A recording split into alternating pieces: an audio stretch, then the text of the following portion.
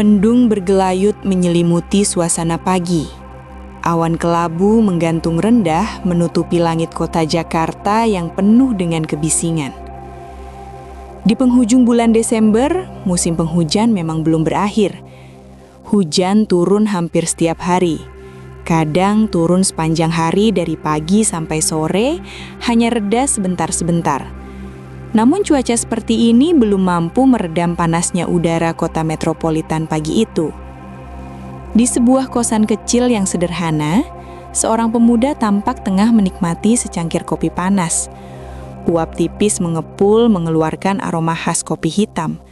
Sesekali ia menghisap rokok filternya yang mengeluarkan asap tebal saat ia menghembuskannya. Ardi, seorang pemuda desa yang sudah cukup lama bekerja mencari nafkah di kota Jakarta.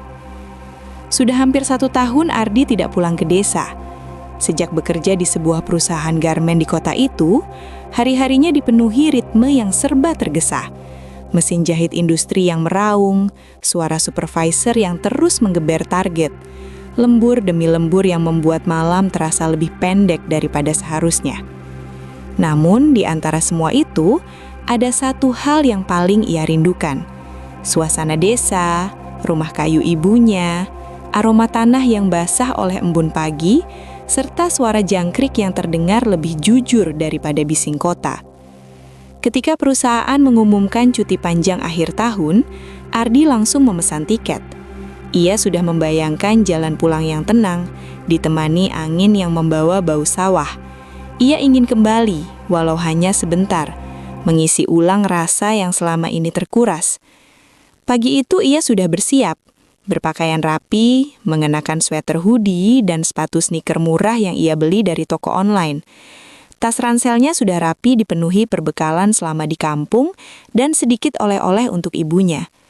Tiket bus sudah ia kantongi, namun ia kehabisan keberangkatan bus pertama. Terpaksa ia hanya bisa mendapatkan yang berangkat pukul 11 siang, yang diperkirakan akan tiba di desanya sebelum maghrib. Ia tak tahu, perjalanan pulang kali ini justru akan menjadi pengalaman yang membekas, sesuatu yang ia simpan dalam ingatan dengan rasa ngeri yang tak pernah hilang.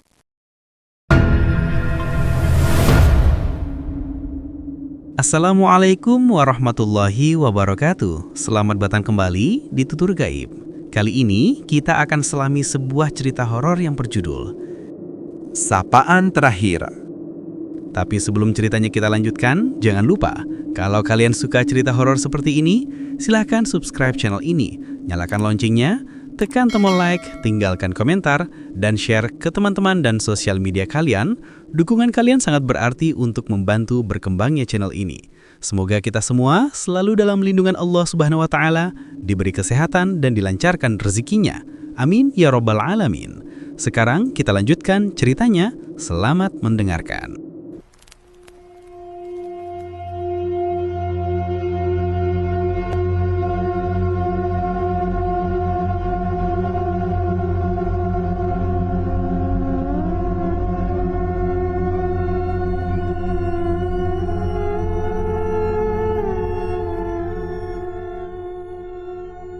Bus melaju menembus kegelapan.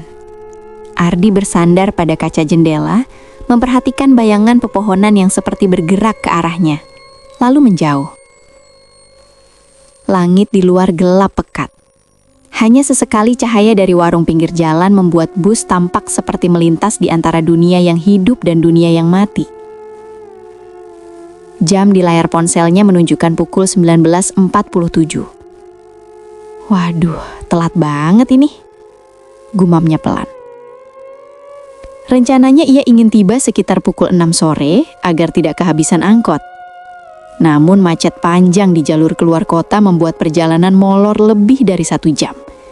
Sehingga bus baru tiba hampir jam 9 malam. Di daerah pedesaan seperti tempat tinggal ibunya, jam 9 malam sudah dianggap larut. Angkutan pedesaan biasanya berhenti beroperasi sejak maghrib. Benar saja, ketika bus menurunkan Ardi di halte kecil yang lampunya hanya 1 dan redup, suasana terasa amat lengang. Angin malam menyusup di antara pohon bambu, menghasilkan suara gesekan yang seperti bisikan orang tua yang sedang mengeluh panjang. Ardi menarik nafas dalam-dalam, menggendong tas ranselnya, lalu melihat sekeliling. Tidak ada mobil, tidak ada angkot, tidak ada suara manusia. Hanya kegelapan dan hembusan angin yang dingin. Ia menelan ludah. Gawat, bisa-bisa jalan kaki 2 kilometer nih, pikirnya. Namun langkahnya terhenti ketika tiba-tiba terdengar suara mesin motor kecil dari kejauhan. Cahaya lampu motor makin mendekat, memecah gelap, hingga tampaklah seseorang mengenakan jaket lusuh dan helm setengah muka. "Bang, ojek?" tanya pengendara itu sambil membuka helmnya sedikit. Ardi merasa beruntung. "Iya Kang, ke desa Ciloweng." Pengojek itu mengangguk. Wajahnya lelah tetapi ramah. "Naik aja, saya yang terakhir masih mangkal. Yang lain udah pada pulang dari tadi." Ardi naik tanpa pikir panjang. Perjalanan dengan motor itu terasa lebih menyeramkan daripada naik bus sebelumnya. Jalan desa yang ia lalui gelap total. Lampunya sudah banyak yang mati karena dianggap jarang dilalui malam-malam begini. Hanya suara motor dan derit bambu yang saling bersahutan oleh angin. Sesekali pengojek itu bersuara, namun nadanya datar, seperti mencoba menyingkirkan suasana yang terlalu hening. "Mas pulang dari kota ya?" "Iya Kang, lumayan lama gak pulang." "Oh," pengojek itu mengangguk pelan. "Hati-hati aja kalau pulang malam. Suka ada... Yah, begitulah." Ardi mengernyit. "Maksudnya?" Pengojek itu terdiam beberapa detik. Seolah menimbang-nimbang sesuatu, lalu ia hanya menjawab singkat. "Di desa mah, suka ada yang kelihatan padahal udah nggak ada." Ardi merinding ringan. Ia tersenyum hambar, menganggap itu hanya candaan atau kepercayaan lokal yang tidak perlu ia pikirkan terlalu jauh. Mereka melewati satu tikungan yang di kanannya terdapat rumpun bambu besar. Dari dalam kegelapan rumpun itu ia merasa seperti melihat siluet seseorang berdiri. Namun motor terlalu cepat. Dan ketika ia menoleh kembali, tempat itu sudah kosong melompong. Mungkin cuma bayangan, pikirnya. Namun bulu kuduknya berdiri. Sekitar 10 menit kemudian, mereka tiba di gapura desa. Gerbang bata merah tua dengan ukiran kasar yang dulu dibuat para pemuda desa saat kerja bakti. Tulisan "Selamat datang di desa Ciloweng" terlihat buram tertutup lumut. Ardi turun, membayar ongkos dan mengucapkan terima kasih. Pengojek itu menunduk sedikit.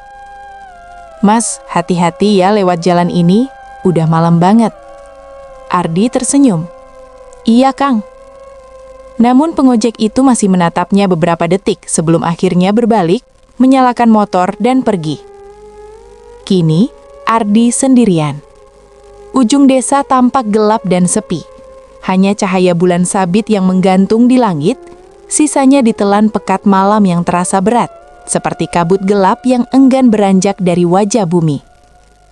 Ardi berdiri sendirian di pinggir jalan desa, setelah ojek yang ditumpanginya berputar arah dan pergi meninggalkan deru mesin yang cepat hilang ditelan jarak.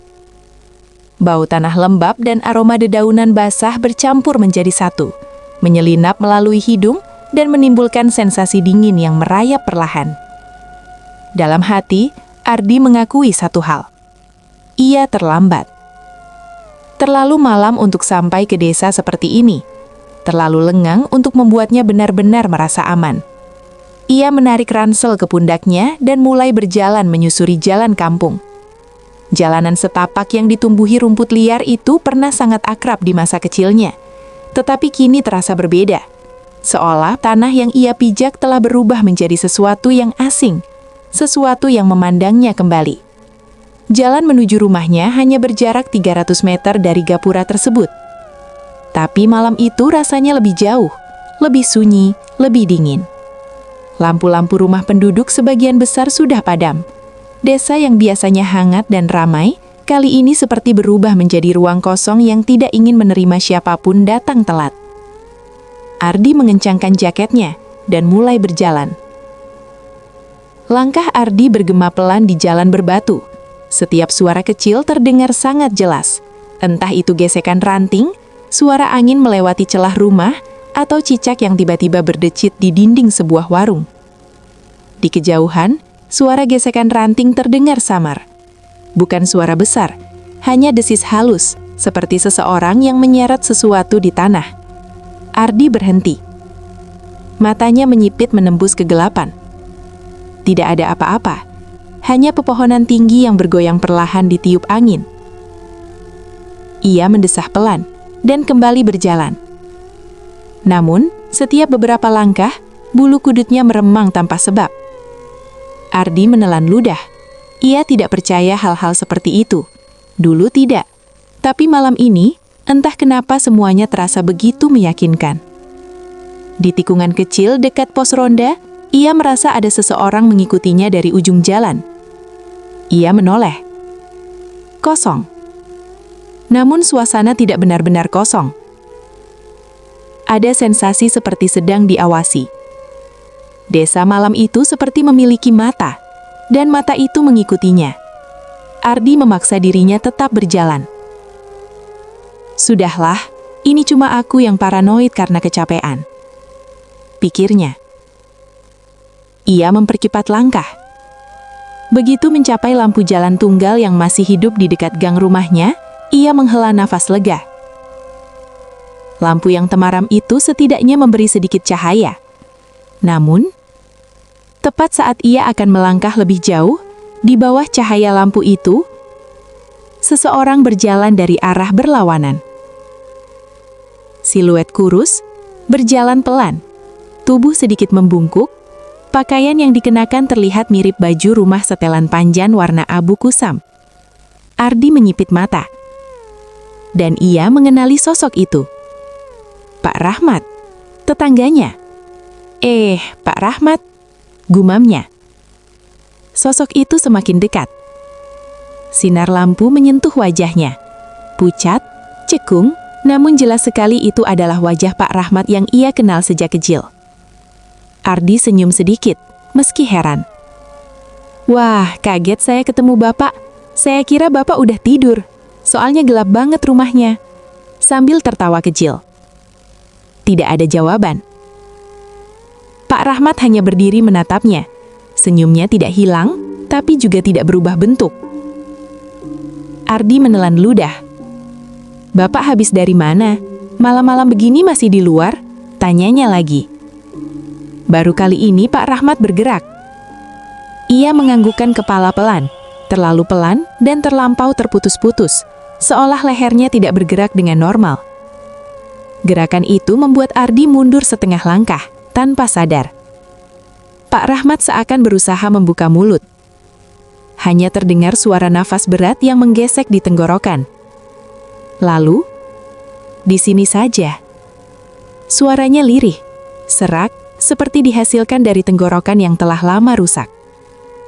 Ardi merinding seketika. Oh, iya Pak. Hati-hati ya, saya duluan. Suara itu keluar lirih, seperti suara orang yang baru bangun tidur setelah sakit lama. Pak Rahmat hanya membalas sapaan itu singkat, nyaris tanpa suara, lalu melangkah melewatinya. Tubuhnya sedikit terhuyung, seperti orang yang sedang menahan rasa sakit. Ardi memandanginya berjalan menjauh. Ada sesuatu yang janggal. Sangat janggal. Pak Rahmat biasanya ramah, cerewet, senang bercanda. Tapi malam ini, ia seperti benda bergerak yang kehilangan jiwa. Ardi mengerenyit, mencoba menepis rasa aneh itu. Mungkin beliau lagi kambuh sakitnya, kasihan. Ia melanjutkan langkah pulang, masih memikirkan sorot mata kosong yang tadi menatapnya tanpa emosi. Namun beberapa detik kemudian, sebuah bisikan serak menyelinap melalui angin malam. Ardi. Ardi berhenti mendadak. Itu jelas suara Pak Rahmat. Pelan, serak, dan sangat dekat. Seolah berada tepat di belakangnya. Ia menoleh perlahan. Di belakangnya, tempat Pak Rahmat tadi berlalu, sudah kosong. Tak ada siapapun. Ardi terpaku, mencoba mencari sosok itu di sekitar bayangan pohon atau depan rumah Pak Rahmat. Tapi tak ada. Benar-benar hilang. Ia menggigil. Bapak tadi itu aneh sekali. Gumamnya sambil mempercepat langkah menuju rumah. Ia mencoba mengigakan perasaan bahwa sesuatu yang dingin dan tak terlihat mengikuti dari belakang. Rumah ibunya terletak di ujung gang kecil yang hanya muat satu sepeda motor. Dari kejauhan, Ardi melihat cahaya lampu temaram menyorot dari kisi-kisi jendela. Sesampainya di rumah, lampu teras yang remang menyambutnya bersama suara jangkrik yang menderit panjang di samping rumah. Suasana rumah begitu sepi, ibunya pasti sudah tidur. Ardi mengetuk pintu sambil memanggil lirih, "Bu, Ardi datang." Pintu kayu yang mulai lapuk itu berderit pelan saat dibuka. Wajah ibunya muncul, keriput lembut tapi matanya berbinar hangat. Senyum yang selama ini Ardi rindukan langsung menghapus lelah perjalanan. "Ya Allah Di, baru sampai, kok malam bener?"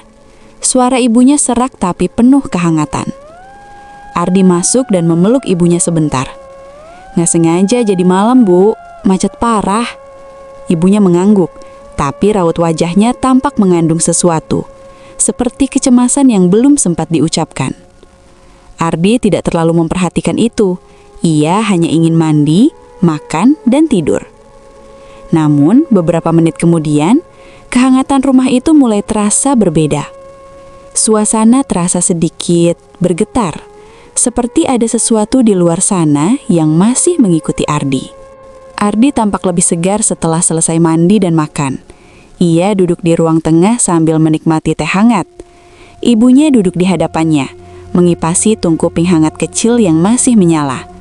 Mereka mengobrol ringan, pekerjaan Ardi, keadaan rumah, kabar keluarga. Semua terasa normal, sampai Ardi tanpa sengaja menyebut nama seseorang. "Oh iya Bu," katanya sambil meneguk teh. "Tadi pas di gang, Ardi ketemu Pak Rahmat."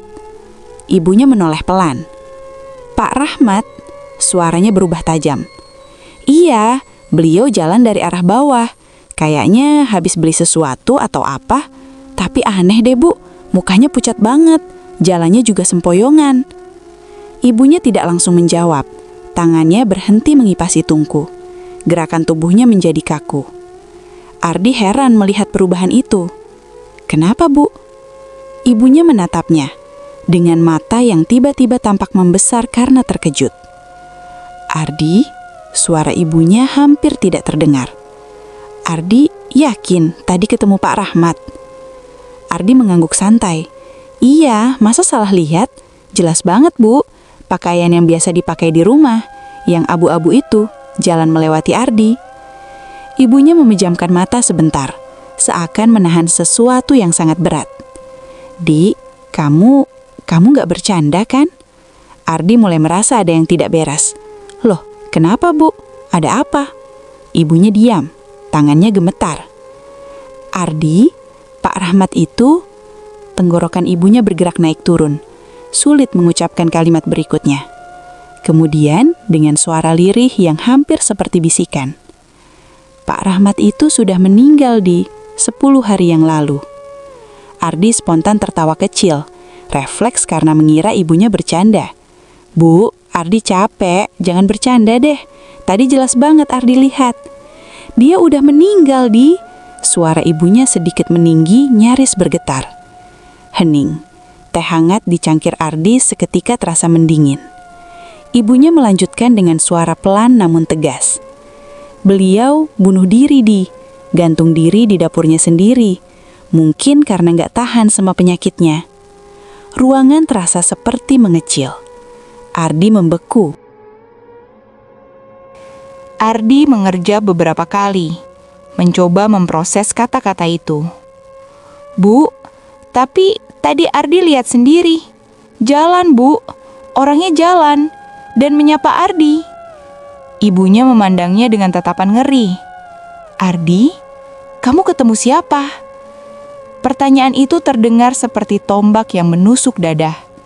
Pertanyaan yang seharusnya tidak pernah muncul, bila sesuatu berjalan normal. Desa memang sering bercerita soal penampakan, arwah gentayangan, atau makhluk yang meminjam wujud manusia. Tapi Ardi tidak pernah mengalaminya secara langsung. Baginya semua itu sekadar cerita untuk menakuti anak kecil. Tapi malam ini, cerita itu seperti merayap keluar dari bayang-bayang. "Bu, beneran Pak Rahmat meninggal?" Ibunya mengangguk berat. "Pemakamannya 10 hari lalu. Ardi belum dengar kabar. Ibu repot jadi nggak sempat ngabarin. Dia sakit lama, kamu tahu itu. Katanya beberapa malam sebelum meninggal, dia suka bicara sendiri. Katanya ada yang manggil-manggil." Ardi menelan ludah. Tengkuknya terasa dingin. Dan setelah dimakamkan, ibu melanjutkan pelan. Beberapa warga bilang melihat sosok mirip dia lewat depan gang. Tapi mereka pikir itu cuma bayangan atau halusinasi. Ardi merasakan tubuhnya merinding dari kaki sampai kepala. Tapi kalau kamu benar-benar lihat dia berjalan dari depan sana, berarti kamu salah satu orang terakhir yang disapanya. Ardi memejamkan mata keras-keras. Senyuman tipis, tatapan kosong, langkah terhuyung, suara lemah dan gumaman yang tadi terdengar seperti suara yang tidak berasal dari orang hidup. Semua itu mendadak terasa bukan sekadar keanehan, tetapi peringatan. Setelah keheningan panjang yang menegangkan, ibunya akhirnya berkata, "Sudahlah, sekarang kamu tidur aja. Malam ini jangan keluar rumah dulu. Besok pagi ibu ceritain semuanya." Ardi mengangguk pelan, meski dadanya masih sesak oleh rasa tidak percaya. Ia memutuskan untuk tidur di kamar lamanya, kamar yang masih dipenuhi poster rok murahan yang pernah ia agumi. Tapi malam ini, kamar itu tidak terasa seperti tempat berlindung. Lampu kuning yang biasanya hangat kini terlihat pucat dan menyedihkan. Ardi memandang ke jendela. Ada suara gesekan bambu, pelan, namun teratur. Krek, krak, krek. Suara itu seperti berasal tepat dari gang depan rumah. Ardi menatap jendela dengan tidak berkedip. Ia membayangkan Pak Rahmat, tatapan kosongnya, senyum kaku itu. Apa dia masih ada di luar? Gumamnya. Ia mencoba memejamkan mata, tapi jantungnya berdetak terlalu keras. Bayangan wajah pucat itu datang dan pergi dalam pikirannya. Lalu tiba-tiba, tek, tek, tek. Ada sesuatu memukul pagar rumah. Pelan, teratur, seperti mengetuk untuk meminta masuk. Ardi menahan nafas. Ibunya dari kamar sebelah berseru pelan dengan suara ketakutan. "Di, kamu dengar?" Ardi tidak bisa menjawab. Suaranya tersekat. Ketukan itu masih terdengar. Tek, tek, tek. Seperti sapaan terakhir, seperti panggilan dari sesuatu yang tidak seharusnya kembali. Sesuatu yang sudah mati, tetapi masih berkeliaran. Tidak keras, tidak pula tergesa.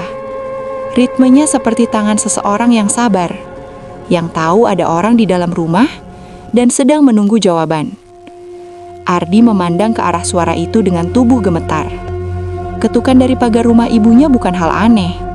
Biasanya petugas yang mengambil beras perelek, atau petugas ronda yang sedang berjaga dan keliling kampung.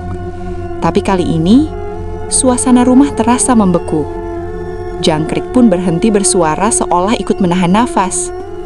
"Di, kamu dengar?" Suara ibu memanggil lagi setengah berbisik dari kamar sebelah. "Jangan jawab. Jangan dibuka, jangan keluar." Ardi menelan ludah.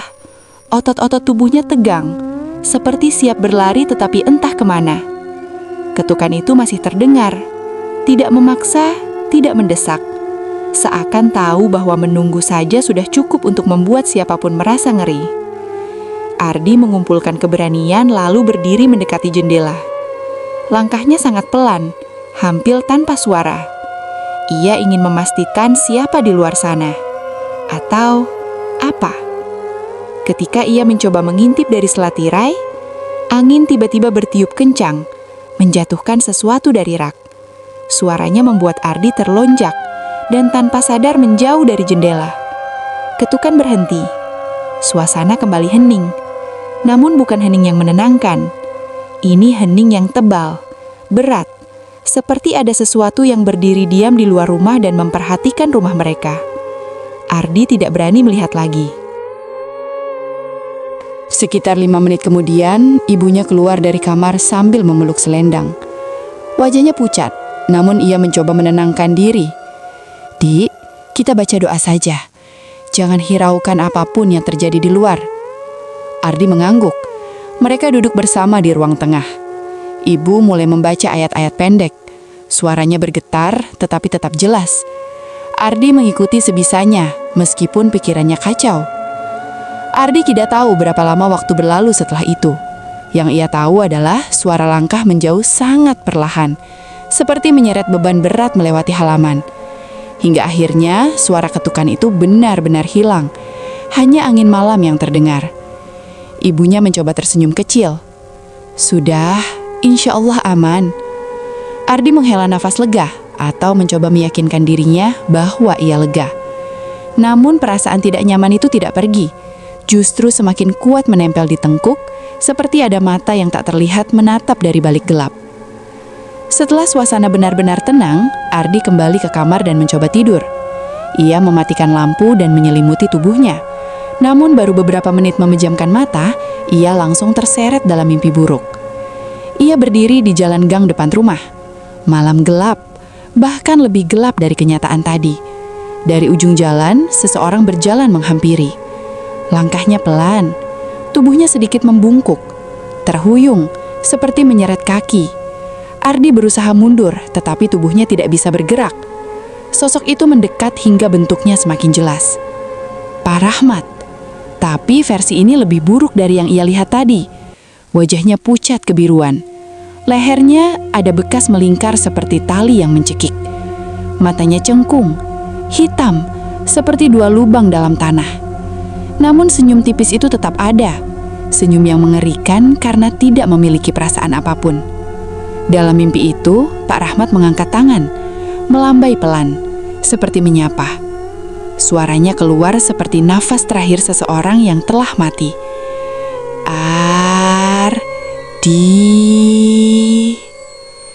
Ardi terbangun dengan nafas berat tersengal-sengal. Tubuh basah oleh keringat dingin. Ia langsung duduk dan menatap sekeliling. Gelap. Hanya bayangan lemari dan meja belajar yang terlihat samar. Namun kemudian dari luar jendela terdengar suara seperti desahan. Ardi membeku. Angin atau sesuatu yang menirukan suara manusia. Ia tidak berani memeriksa. Ia hanya memejamkan mata, memeluk dirinya, dan menunggu pagi. Matahari akhirnya muncul. Cahaya pagi masuk dari sela jendela, memberikan sedikit kehangatan yang Ardi butuhkan.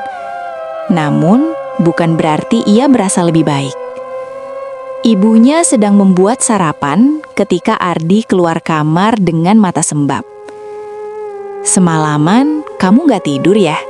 tanya ibu, khawatir. Ardi duduk dan memegang kepala. "Bu, Ardi mimpi buruk dan entah kenapa rasanya nyata." Ibunya menatapnya lama tanpa bicara. "Ada yang mengetuk pagar semalam, Bu." Ibu mengangguk pelan. "Iya, ibu juga dengar." "Siapa kira-kira, Bu?" Namun ibunya menggeleng. "Di desa ini, tidak semua yang lewat malam-malam itu manusia." Ardi menelan ludah. Ibu melanjutkan. "Sejak pemakaman Pak Rahmat, beberapa orang bilang melihat bayangannya. Ada yang melihat dia duduk di balai kosong dekat masjid. Ada yang bilang melihat dia berdiri di depan rumahnya. Tapi tidak ada yang berani memastikan." Ardi merinding. Ibunya berkata lagi, "Malam kemarin, mungkin dia datang ke gang ini. Tapi bukan untuk ganggu. Arwah orang yang meninggal tidak wajar Kadang masih gentayangan mencari jawaban yang tidak mereka temukan. Kalimat itu membuat bulu kuduk Ardi berdiri. "Bu, tapi dia nyapa Ardi, jelas banget. Jalan dari bawah gang. Tatapannya kosong, tapi Ardi kenal itu wajah." Ibunya memegang tangan Ardi. "Kalau benar yang kamu lihat itu Pak Rahmat, berarti dia ingin menyampaikan sesuatu." Ardi menggeleng cepat. Ardi nggak mau tahu apa-apa dari dia, Bu. Ardi cuma mau pulang, istirahat, terus balik ke kota. Ibunya tersenyum masam. "Tapi sesuatu yang sudah menyapa kamu biasanya tidak pergi begitu saja." Ardi merasakan perutnya mulas karena ketakutan. Menjelang siang, setelah sarapan, Ardi berdiri di depan rumah sambil menatap gang. Cahaya matahari terang, tapi gang itu tetap terasa suram, seperti menyimpan sisa-sisa malam yang belum hilang sepenuhnya. Ibu muncul dari belakang. "Dik, kalau kamu berani, Ibu ajak kamu ke rumah almarhum." Ardi menoleh cepat. "Ngapain, Bu? Ardi gak mau." "Bukan untuk apa-apa," potong ibunya dengan tenang. "Hanya untuk memastikan pada dirimu sendiri bahwa yang kamu lihat semalam bukan manusia lagi." Ardi merinding seluruh tubuhnya. Perkataan itu seperti menegaskan mimpi buruknya. Namun ia menyadari sesuatu. Selama ketakutan itu tidak ia hadapi, bayangan Pak Rahmat akan terus menghantuinya. Bahkan mungkin semakin buruk. Ia menghela napas panjang. "Baiklah, Bu, Ardi ikut." Ibu mengangguk. Rumah almarhum Pak Rahmat tidak terlalu jauh. Hanya 2 rumah dari gang utama. Rumah itu masih tampak seperti biasanya. Kecil, sederhana, berdinding papan. Tapi ada perbedaan yang membuatnya tidak enak dipandang. Rumah itu terlalu sepi. Tidak ada suara, tidak ada gerak. Udara di sekitarnya seperti mengental. Pintu samping tertutup dengan kain hitam tipis, pertanda masih dalam masa takziah. Ardi merasakan tubuhnya berat saat melangkah mendekat. Ketika mereka berhenti di depan halaman, angin berhembus pelan, membawa aroma yang sulit digambarkan. Seperti wangi kayu lembab bercampur bau obat dan sedikit anyir. Ardi bergidik. "Di," ibu bergisik. "Di dapur belakang sana, tempat dia ditemukan." Ardi menutup mulut. Mual. Namun kemudian sesuatu membuatnya mematung. Di depan jendela rumah itu, di balik kaca kusam, ada bekas telapak tangan. Hanya satu, tipis, seperti baru menempel semalam. Dan bekas itu mengarah keluar, seolah ada seseorang di dalam rumah yang sedang menempelkan tangannya, ingin keluar. Ardi mendadak lemas. Ibu menatapnya, juga melihat tanda itu. Ia menghela napas panjang. Suaranya pelan, namun sangat jelas. "Ardi, kamu benar. Yang kamu sapa semalam bukan manusia." Hari itu tidak banyak kegiatan yang Ardi lakukan. Hanya menemui beberapa teman lama dan tetangga terdekatnya. Rencana mengunjungi keluarga di kampung sebelah pun ia urungkan, karena hujan yang turun sejak siang tidak berhenti sampai sore. Hanya reda sebentar-sebentar, kemudian gerimis tanpa henti sampai hari menjelang malam. Udara malam itu terasa sangat dingin, lebih dingin dari biasanya.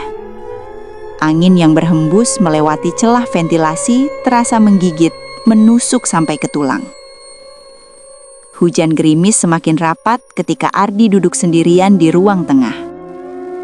Ibunya sudah masuk kamar sejak beberapa menit lalu. Mungkin karena kelelahan setelah menceritakan kejadian pahit itu. Rumah menjadi sunyi. Hanya suara detak jam dinding yang terdengar. Pelan, monoton, namun terasa seperti memukul-mukul syaraf Ardi. Tik, tik, tik. Dengan perasaan yang belum pulih, Ardi menatap ke arah jendela yang menghadap ke jalan kecil depan rumah. Tirai tipis yang menutupinya bergerak perlahan akibat angin malam. Pada saat itulah, perasaan aneh itu kembali muncul. Perasaan seolah ada seseorang yang sedang berdiri di luar mengawasinya. Ia mencoba mengalihkan perhatian dengan meneguk teh hangat yang mulai mendingin. Namun begitu ia menunduk, kaca jendela memantulkan bayangan samar. Seakan ada sosok tinggi berdiri di balik tirai. Ardi menegang. Perlahan ia menoleh ke jendela. Tidak ada apa-apa. Atau setidaknya tidak terlihat. Yang membuat jantungnya semakin berdebar adalah kejadian yang muncul begitu cepat dalam pikirannya. Wajah Pak Rahmat yang ia lihat di jalan kemarin. Pucat, kelam, dengan tatapan kosong yang seolah menembus tubuhnya. Mustahil, gumamnya lirih. Aku lelah, itu pasti cuma halusinasi. Namun logika itu tidak menenangkan sama sekali. Karena detik berikutnya, kresek, kresek. Ada suara seperti langkah kaki menginjak dedaunan basah di luar rumah. Perlahan, mantap, dan berhenti tepat di depan jendela. Ardi membeku. Ia memasang telinga baik-baik. Tidak ada suara kendaraan lewat. Tidak ada suara burung malam. Tidak ada suara apapun selain hujan tipis dan langkah kaki itu. Ardi berdiri, pasrah pada rasa penasaran yang semakin menusuk. Ia mendekati jendela, juga tirai tipis yang tampak berkibar pelan seperti ada seseorang yang baru saja menyentuhnya. Tangannya terangkat, hendak menyingkap tirai. Namun sebelum itu terjadi, duk, sebuah ketukan keras menggema dari pintu depan. Ardi spontan melompat mundur. Tubuhnya gemetar, nafas tersengal, jantung seperti menghantam rusuk. Siapa yang mengetuk? Jam sudah menunjukkan pukul 9 malam. Tak mungkin ada tetangga yang mau berkeliaran malam di saat hujan begini. Ardi menelan ludah. Ketukan kedua terdengar.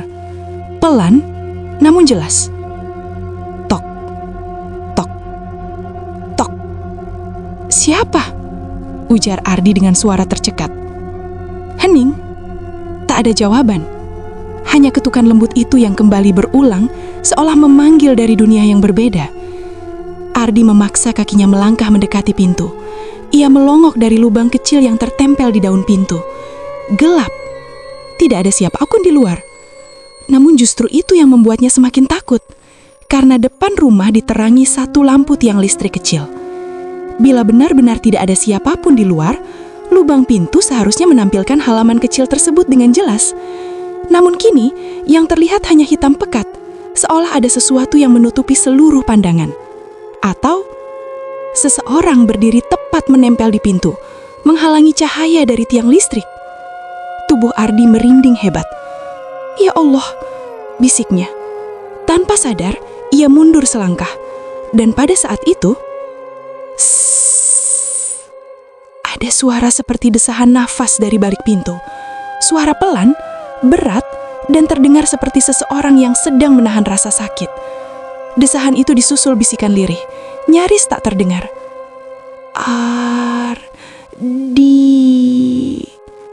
Ardi tersentak. Itu suara lelaki, suara serak, dan sangat mirip dengan suara yang menyapanya di jalan kampung kemarin malam. Lutut Ardi bergetar. Ia ingin kabur, ingin membangunkan ibu, ingin berlari sejauh-jauhnya. Tetapi rasa takut membuat tubuhnya tak bisa digerakkan. Seperti ada tangan dingin tak terlihat yang meraih pergelangan kakinya dan menahan kuat-kuat. Nafasnya semakin cepat. Bisikan itu kembali terdengar. Ardi menggeleng, suara tercekat di tenggorokan. Ketukan halus di pintu berubah menjadi gesekan, seperti kuku panjang yang diseret pelan di permukaan kayu. Krik, krik. Suara itu menghantam telinga Ardi hingga membuat bulu kuduknya berdiri. Bau aneh, seperti tanah basah bercampur anyir, pelan-pelan tercium dari celah bawah pintu. Ardi mundur lagi, menabrak kursi yang membuat suara keras. Brak! Ketukan langsung berhenti. Rasa dingin merayap di udara. Ada jeda yang terlalu panjang. Terlalu sunyi, terlalu tidak wajar. Lalu, duk, duk, duk. Sesuatu seperti dahi atau kepala seseorang yang dibentur-benturkan pelan di permukaan pintu. Ardi dapat mendengarnya. Suara tulang menghantam kayu, pelan namun jelas. Sekujur tubuh Ardi langsung terasa lumpuh. Ia tidak bisa bernafas, dadanya seperti diremas kekuatan tak terlihat. Suara itu kembali memanggil lagi. Kali ini lebih lirih, lebih dingin, lebih dekat. Ardi akhirnya menjerit. Jeritan panjang memecah keheningan malam. Sekilat pitan, Ibu Ardi membuka pintu kamar dan keluar. "Ardi, astagfirullah, kenapa kamu?" Ardi terjatuh terduduk, menunjuk ke arah pintu dengan tubuh gemetar hebat. "Ibu, ada Pak Rahmat di luar." Ibu menatapnya dengan wajah panik. "Jangan bicara sembarangan, mana mungkin." Namun sebelum ibu sempat menyelesaikan kalimatnya, duk, sebuah ketukan tunggal, keras, menghentak. Ibu Ardi langsung menutup mulut dengan kedua tangan, wajahnya pucat pasi. Ardi terpaku. Lampu di ruang tengah berkedip pelan. Ketukan tidak terulang. Hanya sunyi. Sunyi yang justru lebih menakutkan daripada suara apapun. Malam terasa begitu panjang dan menyiksa. Ardi tidak bisa tidur. Ibu pun tidak berani memejamkan mata. Mereka hanya duduk di ruang tengah sampai azan subuh terdengar dari surau kecil di ujung gang. Begitu cahaya pagi mulai merambat, ibu langsung mengambil keputusan. "Kita harus menemui Pak Karta," katanya dengan suara pelan namun tegas. Beliau satu-satunya orang yang mengerti soal begini. "Ibu takut kalau ada sesuatu yang mengikuti kamu." Ardi tidak membantah. Ia masih pucat, masih terguncang, dan tubuhnya masih terasa dingin seperti malam tadi belum selesai. Rumah Pak Karta berada di pinggir desa, dekat area sawah yang tidak terlalu sering dilalui orang. Lelaki tua itu dikenal sebagai sosok yang bisa melihat apa yang tak terlihat, namun juga sangat tertutup, dan hanya mau membantu bila seseorang benar-benar membutuhkan. Jalan menuju rumahnya dipenuhi kabut pagi. Pepohonan besar mengapit kiri dan kanan. Rantingnya tampak seperti tangan yang hendak menjulur. Ardi menunduk selama perjalanan, tapi ia bisa merasakan sesuatu yang mengikutinya. Seperti ada tatapan di punggungnya. Setiap kali ia menoleh, tak ada apa-apa. Hanya kabut, ilalang yang bergoyang, dan desir angin yang seolah berbisik namanya. Ia menggeleng cepat. "Cuma pikiran," katanya pada diri sendiri. Namun, aroma tanah basah bercampur anyir yang ia cium semalam, tiba-tiba menyeruak kembali entah dari mana. Rumah Pak Karta berdiri sendirian, beratap rumbia, dinding papan tua yang sudah menghitam. Tidak ada orang di halaman, tidak ada suara ayam, tidak ada tanda kehidupan. Hanya keheningan yang menekan. Ibu mengetuk pintu perlahan. Tidak ada jawaban. Ibu mengetuk lagi, lebih keras. Sesaat kemudian, suara langkah menyeret terdengar dari dalam. Pintu dibuka perlahan, memperlihatkan sosok lelaki tua kurus, bermata cekung, rambut memutih seperti abu. Lampu dapur di belakangnya masih menyala temaram, menciptakan bayangan panjang di lantai. Pandangan Pak Karta langsung mengarah pada Ardi. Ia tidak bertanya apa-apa. Dia hanya berkata, "Masuklah, aku sudah lama menunggu kalian." Anak ini ada yang menempel pada dirinya. Ardi merasa darahnya berhenti mengalir. Ia bahkan belum bicara sepatah kata pun. Di tengah ruangan, Pak Karta menyalakan dupa, menutup semua pintu dan jendela, lalu mempersilahkan Ardi duduk sila. Aroma dupa pekat memenuhi udara, menyengat dan menusuk hidung, membuat suasana semakin suram. Lelaki tua itu duduk tepat di depan Ardi, menatapnya tanpa berkedip. "Ceritakan apa yang terjadi." Ardi menceritakan semuanya. Pertemuan di jalan, tatapan kosong Pak Rahmat, sapaan lirih di depan pintu, hingga ketukan keras yang membuat mereka terjaga semalaman. Selama Ardi bicara, wajah Pak Karta tidak berubah sedikit pun. Hanya matanya yang semakin menyipit, seolah ia sedang melihat hal lain di sekitar Ardi. Setelah Ardi selesai, orang tua itu mengangguk perlahan. Kematiannya tidak wajar, gumamnya. Ia mati dengan pikiran kacau, dengan batin yang tersiksa. Jiwa seperti itu tidak langsung menuju tempatnya. Ibu menutup mulut, menahan isak.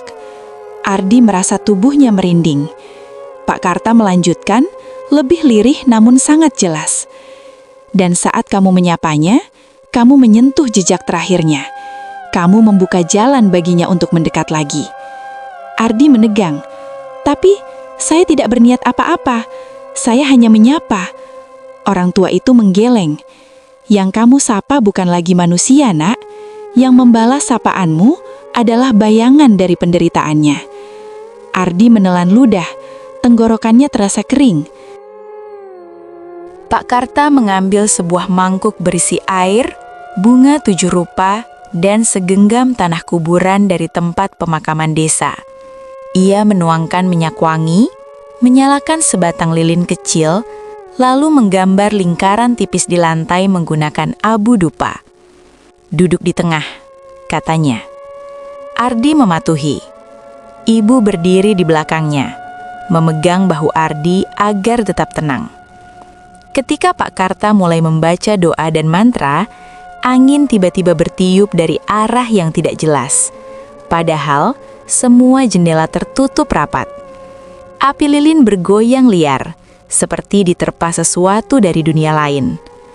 Ardi merasakan udara di sekelilingnya menebal. Ia seperti didorong dari segala arah. Dan tiba-tiba, tok, tok, tok, ada suara ketukan. Namun bukan dari pintu rumah. Ketukan itu berasal dari belakang Ardi, seolah seseorang mengetuk lantai tepat di bawahnya.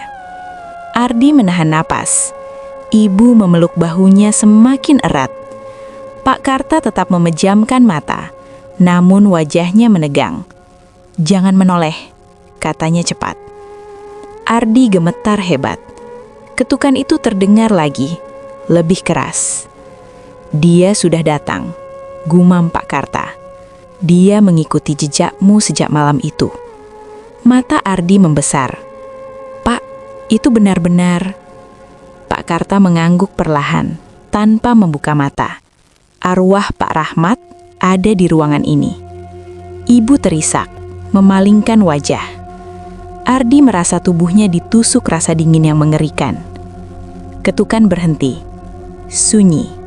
Namun rasa kehadiran itu justru semakin kuat. Seperti ada seseorang berdiri tepat di belakangnya, memandanginya dari jarak yang sangat dekat.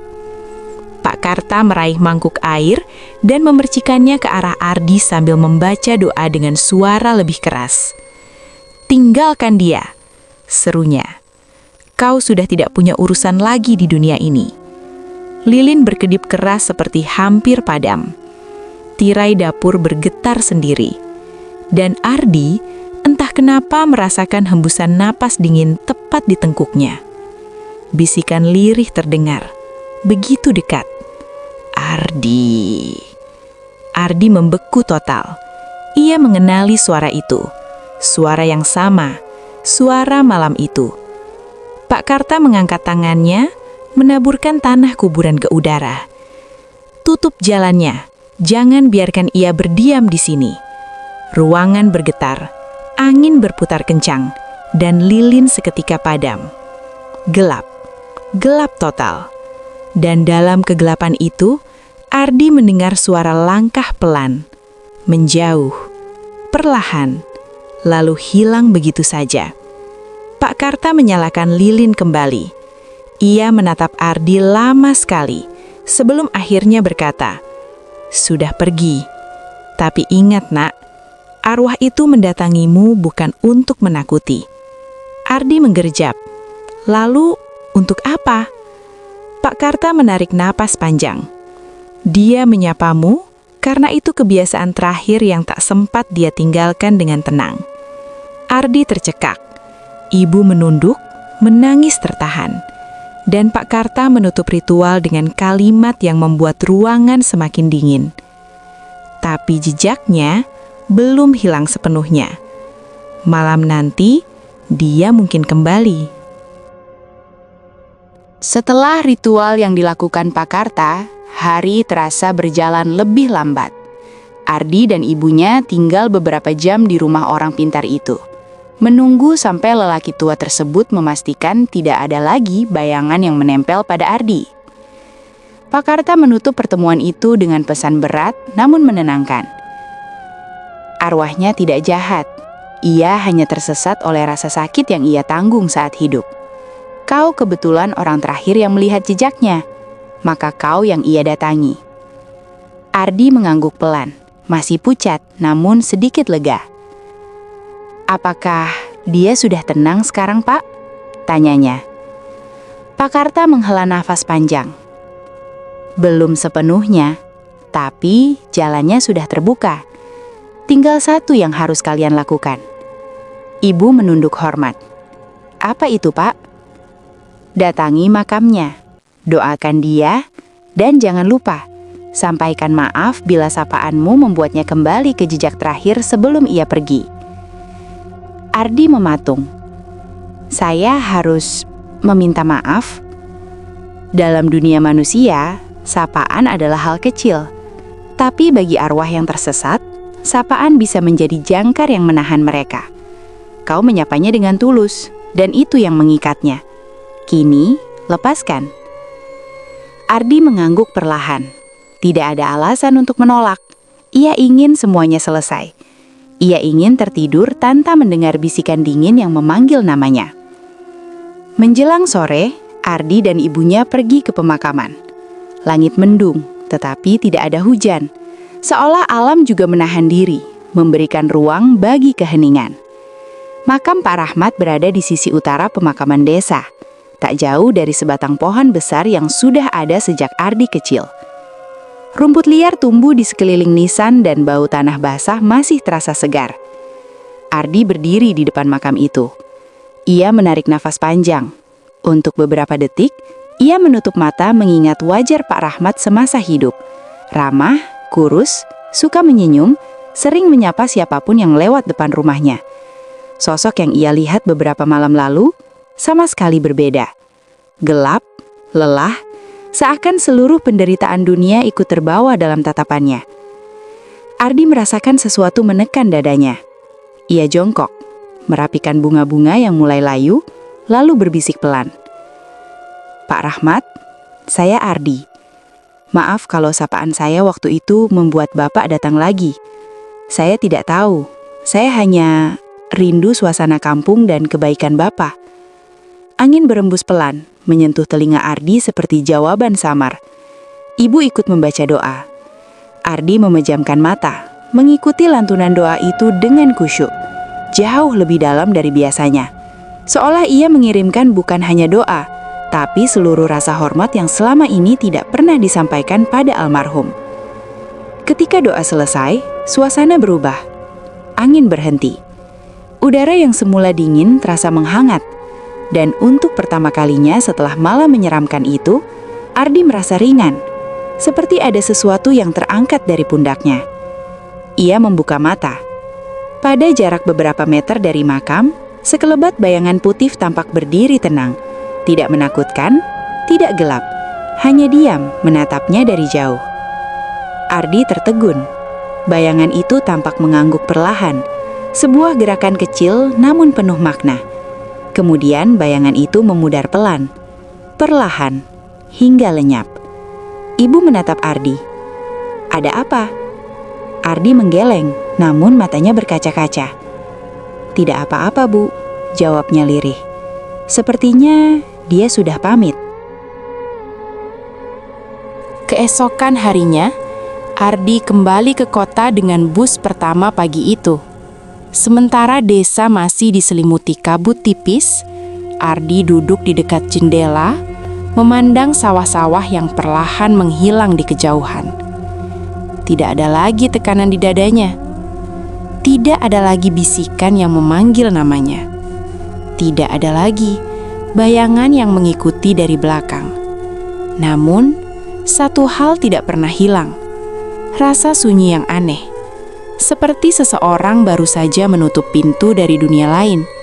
Pelan, tanpa suara, dengan senyum tipis sebelum pergi. Selama perjalanan, Ardi teringat kembali wajah Pak Rahmat semasa hidup, terutama senyumnya yang hangat setiap kali menyapa tetangga yang lewat. "Assalamualaikum, Nak Ardi. Baru pulang kerja?" Kalimat sederhana namun kini terasa sangat berbeda. Ketika bus mulai memasuki jalan besar menuju kota, Ardi bersandar pada jendela, menatap langit yang cerah. Angin dari ventilasi kecil berhembus lembut, membawa bau udara pagi kota. Ia menarik nafas dalam-dalam. Untuk pertama kalinya, ia merasa lega. Benar-benar lega. Namun, satu hal tak akan pernah berubah. Kejadian itu akan selalu tinggal di sudut ingatannya. Bukan sebagai teror, tapi sebagai pengingat bahwa kadang-kadang manusia membawa luka yang tidak terlihat, bahkan setelah mereka pergi. Dan bahwa sapaan terakhir kadang bukan ditujukan untuk menakutkan, tapi untuk menyelesaikan sesuatu yang belum sempat diucapkan. Sejak hari itu, setiap kali Ardi pulang kampung, ia selalu menaruh bunga di makam Pak Rahmat. Tidak ada lagi gangguan goib, tidak ada lagi ketukan misterius pada pintu rumah. Hanya rasa hormat dan kenangan akan seorang tetangga yang terlalu lama memendam sakit, hingga sapaan terakhir pun harus disampaikan dari batas antara dunia. Ardi akhirnya mampu melanjutkan hidup di kota. Namun setiap malam ketika ia pulang terlambat dari pabrik dan berjalan melewati lorong sepi menuju kosnya, ia kadang teringat sesuatu. Tatapan kosong di jalan desa, senyum tipis yang bukan senyum, dan suara lirih dari balik pintu. "Ardi,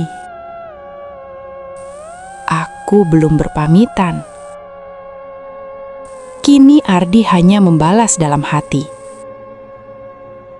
"Sudah, Pak. Sudah berpamitan. Istirahatlah dengan tenang." Dan setelah itu, semuanya benar-benar hening.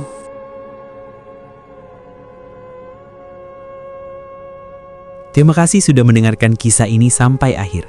Jika kalian suka cerita ini, silahkan klik tombol like, tulis komentar, jangan lupa subscribe dan nyalakan loncengnya supaya tidak ketinggalan cerita terbaru lainnya. Sampai jumpa di episode berikutnya. Wassalamualaikum warahmatullahi wabarakatuh.